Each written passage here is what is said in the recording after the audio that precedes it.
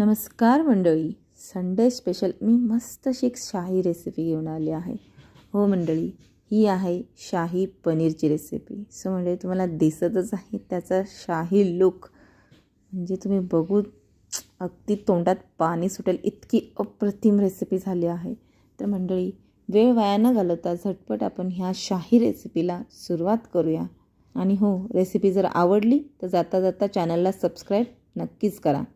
तर इथे मी कढईमध्ये 2 चमचे तूप गरम केलेलं आहे. तुम्ही इथे तुपाऐवजी तेलाचा वापर करू शकता, काही हरकत नाही. तेल नको असेल तर तुम्ही ते बटरही यूज करू शकता. तर इथे मी एक मोठा कांदा, म्हणजेच मध्यम आकाराचे 2 छोटे कांदे घेतलेत. त्यामध्ये 3 ते 4 इलायची, 2 तेजपत्ता, 1 ते 1.5 इंच आपण इथे दालचिनी आणि 1 चमचा शहाजिरं घातलेलं आहे. आता हे सर्व छानपैकी लालसर होईपर्यंत परतून घ्यायचं आहे. कांदा थोडासा लालसर झाला की आपण ह्यामध्ये 3 मोठे टोमॅटो, म्हणजे ज्या आकाराचा तुम्ही 1 कांदा घाल त्याच आकाराचे इथे 3 टोमॅटो घालायचे आहेत आपल्याला. हे कॉम्बिनेशन मंडळी बरोबर आहे शाही पनीरसाठी. तर आता कांदा, टोमॅटो हे सर्व छानपैकी भाजून घ्यायचं आहे. सगळ्यात शेवटी ह्यामध्ये 7 ते 8 लसणाच्या पाकळ्या, 1 ते 1.5 इंच आलं घालायचं आहे. लसूणसुद्धा ह्यामध्ये जास्त घालायचा नाही, नाहीतर त्या पनीरची टेस्ट त्याला येत नाही. आता हे सर्व छानपैकी शिजवून घ्यायचं आहे. पूर्णपणे गर झाला पाहिजे इतपत तो टोमॅटो शिजवायचा आहे. सो म्हणजे तुम्ही बघू शकता टोमॅटो थोडा थोडा मऊ झालेला आहे. अजून 1 ते 2 मिनटात तो टोमॅटो पूर्णपणे शिजून होईल. आता टोमॅटो शिजण्याआधी आपण ह्यामध्ये काजू घालायचे आहे. सो मंडळी, माझ्याकडे काजू नव्हते, काजूची पावडर होती, तर इथे मी 2 चमचे काजूची पावडर घातलेली आहे. सो मंडळी, इथे तुम्हाला 8 ते 10 काजू घालायचे आहेत, म्हणजे ग्रेव्हीला खूप छान असा थिकनेस येतो आणि ग्रेव्हीही खूप छान मस्त होते. आता हे भाजून झालेलं आहे. थंड करून आपण याची एक प्युरे तयार करून घ्यायची आहे. पुन्हा त्याच कढईमध्ये 1 चमचा तेल, 1 मोठा चमचा भरून बटर घालायचा आहे, किंवा तुम्ही इथे तूपही घालू शकता, काही हरकत नाही. पण बटर घातल्याने खूप छान अशी टेस्ट येते.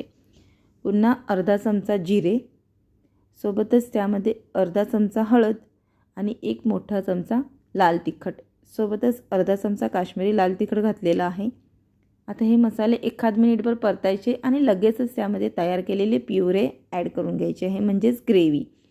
तर ही तेलामध्ये छानपैकी तेल सुटेपर्यंत भाजून घ्यायची आहे. थोडासा वेळ लागेल, पण मंडळी खरंच सांगते, रेसिपी खूप अप्रतिम आहे. आता ही ग्रेव्ही छानपैकी भाजून घ्यायची आहे. थोडीशी भाजली गेली की आपण ह्यामध्ये 1 चमचा धने पावडर घालायची आहे. मसाले घालताना वेळेस मी विसरले होती म्हणून मागून घातली आहे, काही हरकत नाही मागून घातले तरीसुद्धा. तर पुन्हा मिक्स करून घ्यायचं आहे. तर मंडळी, इथे मला थोडंसं तेल कमी वाटत होतं म्हणून मी इथे तूप घातलेलं आहे. तूप किंवा बटर काहीही घालू शकता. मी पुन्हा 2 चमचे तूप ॲड केलेलं आहे. थोडंसं तेल बटर जास्त लागतं, पण भाजी खूप अप्रतिम होते मंडळी. हॉटेलपेक्षा खूप छान होते. तुम्ही जर एकदा घरी बनवली, खरंच सांगते, नेहमी नेहमी तुम्ही घरी बनवाल. आता इथे मी अर्धा चमचा साखर आणि चवीनुसार मीठ घातलेलं आहे. साखर घालण्याचे कारण असं की आपण ह्यामध्ये भरपूर असा टोमॅटो घातलेला आहे, त्याचा आंबटपणा कमी होण्यासाठी आपण इथे साखर घालायची आहे. साखर ऑप्शनल आहे, तुम्हाला नको असेल तर तुम्ही स्किपही करू शकता. ग्रेव्ही भाजून झाली की आपण ह्यामध्ये पाणी घालून घ्यायचं आहे. तुम्ही तुमच्या आवडीनुसार ग्रेव्ही किती घट्ट, किती सैलसर करायची त्यानुसार तुम्ही ह्यामध्ये पाणी घालून घ्यायचं आहे. तर हॉटेलसारखी जर तुम्हाला हवी असेल तर ह्यामध्ये अर्धा कपच पाणी घाला, जास्त काही पाणी घालू नका. आता झाकण ठेवून पुन्हा आपण ही ग्रेव्ही शिजवून घ्यायची आहे 4 ते 5 मिनटं. 4 ते 5 मिनटानंतर मंडळी तुम्ही बघू शकता ग्रेव्ही छान अशी शिजलेली आहे. आता आपण ह्यामध्ये पनीर घालून घ्यायचं आहे. तर इथे मी 300 ग्राम पनीर घातलेले आहे, मोठे मोठे क्यूब्स कट करून. पनीर एकदा मिक्स करून घ्यायचं आहे. पनीर मिक्स करून झाल्यानंतर 2 मिनटं आपण असंच शिजू द्यायचं आहे, 2 ते 3 मिनटं. पनीर मिक्स करून घेतल्यानंतर आपण ह्यामध्ये फ्रेश क्रीम घालायची आहे. जर तुमच्याकडं फ्रेश क्रीम नसेल तर तुम्ही घरगुती मलाईसुद्धा ह्यामध्ये घालू शकता, काही हरकत नाही. पण फ्रेश क्रीम नक्कीच घाला, किंवा घरगुती दुधाची शाई घाला तरीसुद्धा चालेल. वरून थोडीशी कोथिंबीर घालायची आहे, जास्त कोथिंबीर घालायची नाही. पुन्हा एकदा मिक्स करून घ्यायचं आहे आणि ग्रेव्हीमध्ये पनीर शिजू द्यायचं आहे. सो म्हणजे तुम्ही बघू शकता मस्त अशी ग्रेव्ही दिसत आहे आणि भाजीसुद्धा अप्रतिम लागते. मिक्स करून झाल्यानंतर झाकण ठेवायचं आणि 3 ते 4 मिनटं भाजी शिजू द्यायची आहे. भाजी शिजते तोपर्यंत आपण एक तडका तयार करूया, म्हणजेच शाही तडका तयार करायचा आहे. सो इथे पॅनमध्ये मी 2 चमचे तूप गरम केलेलं आहे. त्यामध्ये भरपूर असे मी काजू घातलेले आहेत आणि तुम्हाला जर ग्रेव्हीचा रंग अजून लालसर हवा असेल तर इथे तुम्ही ह्या तडक्यामध्ये 1 चमचा काश्मीरी लाल तिखट घालू शकता. मला नको होतं म्हणून मी काही घातलेलं नाही आहे.